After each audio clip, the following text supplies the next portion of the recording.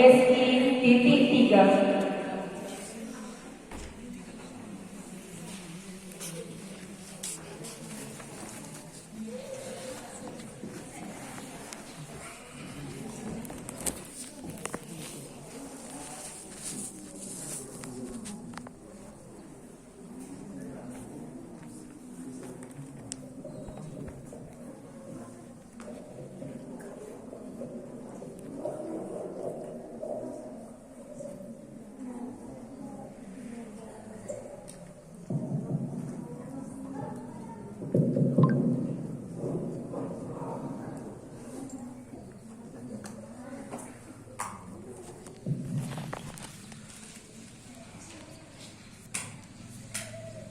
Assalamualaikum warahmatullahi wabarakatuh. Alhamdulillahi rabbil alamin. Assalatu wassalamu ala rasulillahi ajma'in. Amma ba'd. Dewan Hakim yang arif dan bijaksana, hadirin kaum muslimin sebangsa setanah air yang berbahagia. Teknologi yang semakin canggih membawa dampak luas di semua belahan bumi, tak terkecuali Indonesia.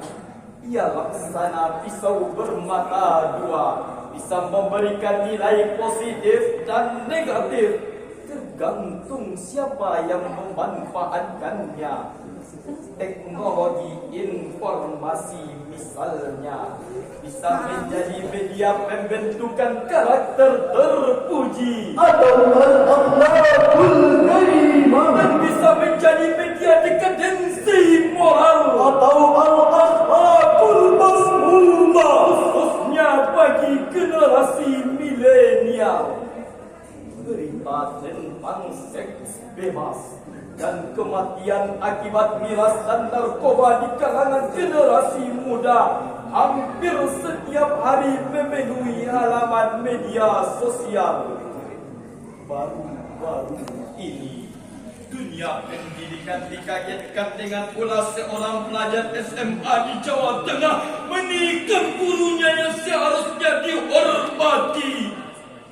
Kita menjerit prihatin melihat karakter generasi muda kita yang semakin jauh dari nilai-nilai Al-Quran.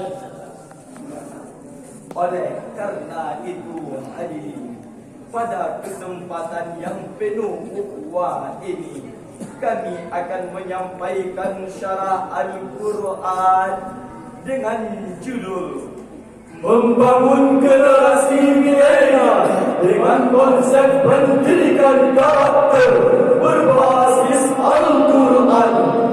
Sebagai rujukan, Al-Quran surah Shad ayat 29.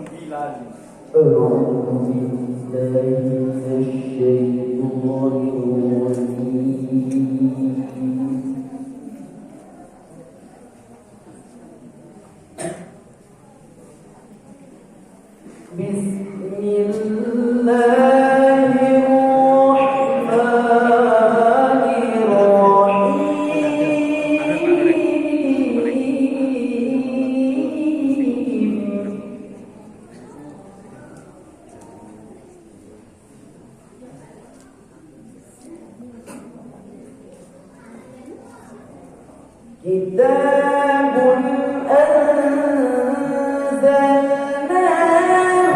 ilaika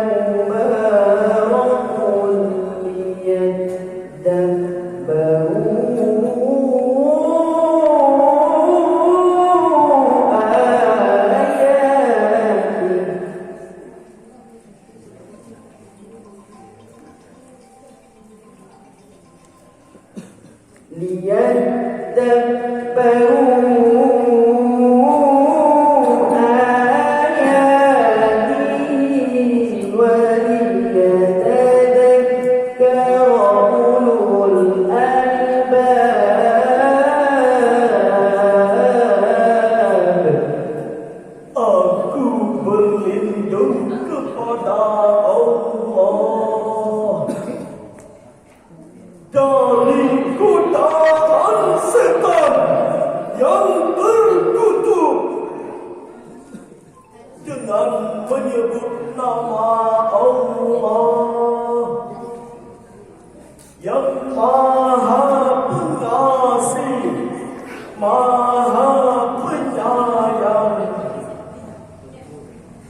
Ini adalah kitab yang kami turunkan kepadamu penuh dengan berkah, supaya mereka memperhatikan ayat-ayatnya dan supaya orang yang berfikir cerdas mendapat pelajaran. Hadirin rahimakumullah, Syekh Jalaluddin Al-Mahalli dan Syekh Jalaluddin Asyuyuti dalam tafsir Al-Jalalaini menjelaskan bahawa kata liyadabbaru dalam ayat ini mengandung perintah untuk mendalami nilai-nilai yang terkandung dalam Al-Quran. Dari situlah pedoman dan pelajaran berharga kita peroleh, lalu kita jadikan pegangan. Itulah generasi ulul albab, generasi yang cerdas intelektualnya sekaligus cerdas spiritualnya. Dewan Hakim yang kami muliakan, sekuat apapun angin kencang yang menerpa, tak akan dapat menumpang pohon yang memiliki akan mengguncang ke bumi. Sayyidina Ali bin Abi Thalib radhiyallahu anhu berkata, angin kencang yang menerpa bukanlah untuk mengoyang pohon, melainkan untuk menguji sejauh mana kekuatan akarnya. Berdasarkan data dari Indonesia Corruption Watch, jumlah penindakan kasus korupsi pada tahun 2021 mencapai hingga 209 kasus. Kerugian yang dialami negara juga tidak tanggung-tanggung akibat kasus korupsi tersebut, yaitu mencapai hingga 27 triliun rupiah. Dana yang cukup untuk membangun 1000 madrasah serta pondok pesantren dengan semua fasilitasnya. Marilah kita memohon ampun kepada Allah Subhanahu wa Ta'ala.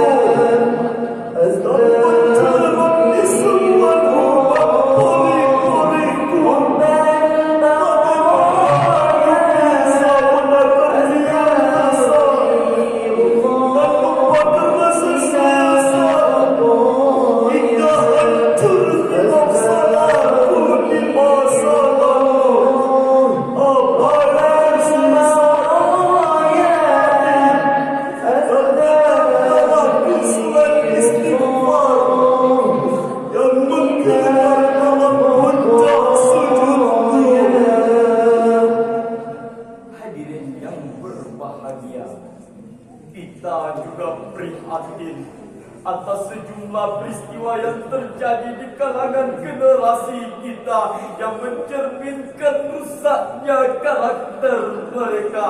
Antara lain, pertama, kasus narkoba. Lagi-lagi kita dikagetkan dengan sebuah berita yang dilansir oleh British Broadcasting Corporation pada tanggal 17 Agustus 2022. Adanya penangkapan oknum perwira yang dipercaya sebagai kasat reserse narkoba dan diyakini mampu memberantas narkoba. Malah berbangga atas kepemilikan dan pengedaran narkoba. Mau dibawa ke mana negeri kita? kita jika kita semua tidak menyingsingkan lengan baju dan berperang melawan narkoba.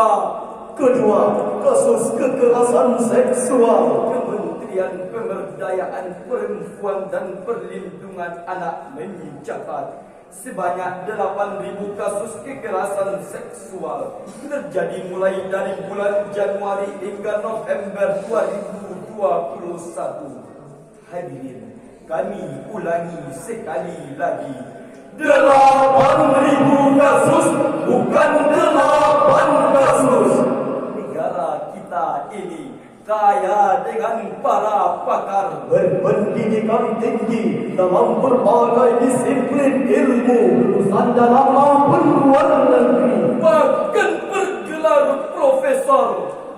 Namun sayang di antara mereka masih ada yang tak berkarakter.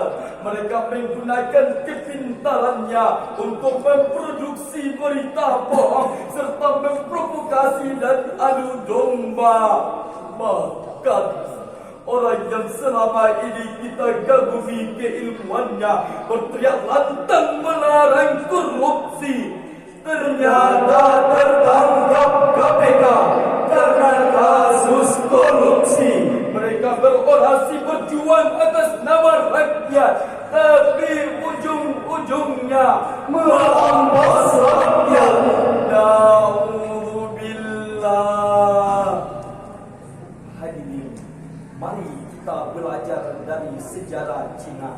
Siapa yang tidak kenal dengan tembok Cina, salah satu situs keajaiban dunia yang sampai saat ini berdiri kokoh melewati banyak generasi zaman. ketika Cina zaman kuno ingin hidup aman. Mereka membangun tembok Cina yang besar untuk melindungi negaranya.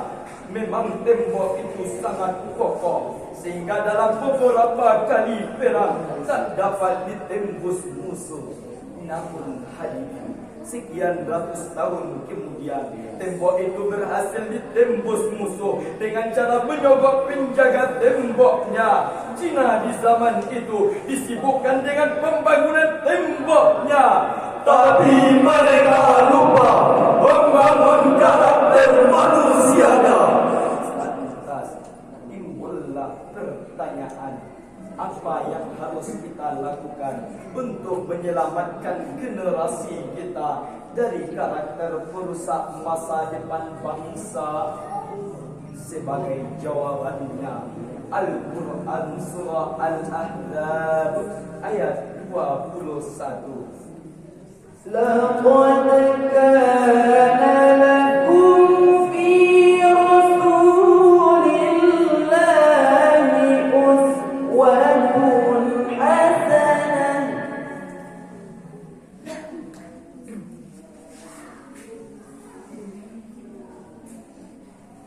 لمن كان يرجو الله واليوم الآخر وذكر الله كثيرا.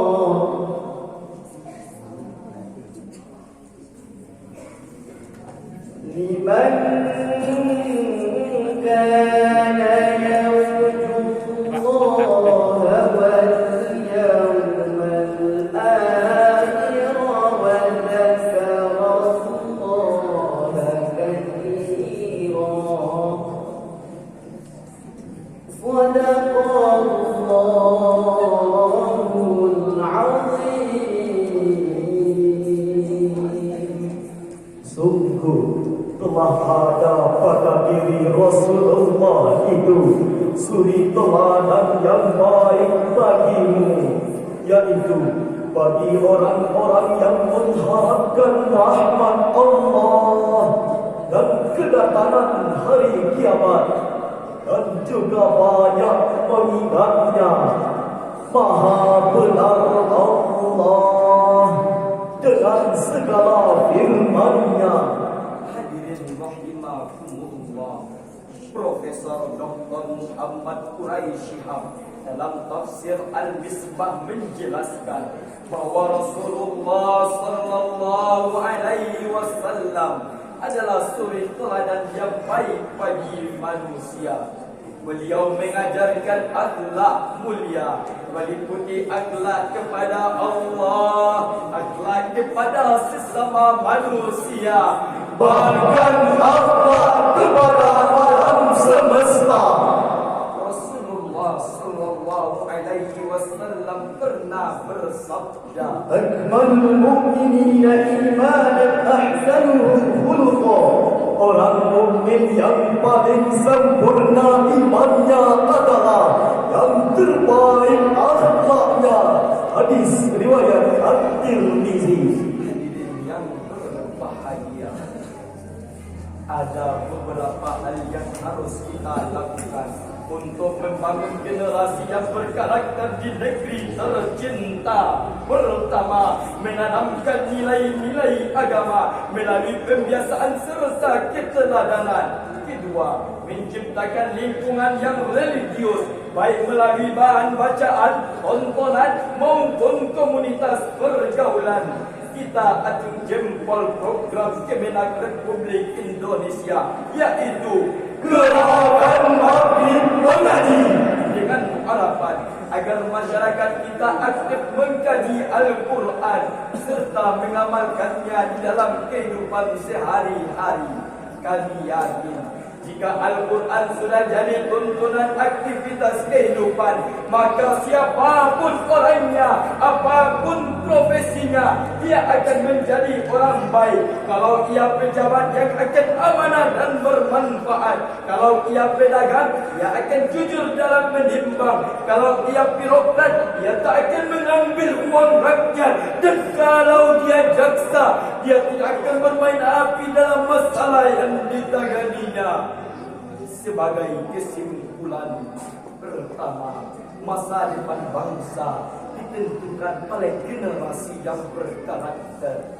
Kedua, untuk membentuk karakter tersebut tidak ada pilihan lain kecuali kembali kepada Al-Quran dan teladan Rasulullah sallallahu alaihi wasallam. bunga melati mekar di taman, harum baunya dan menawan, Mendidik generasi berkarakter dan beriman, maka Al-Quran harus jadi pedoman. betul hadirin. Sekian syarahan kami. Terima kasih. Sampai jumpa.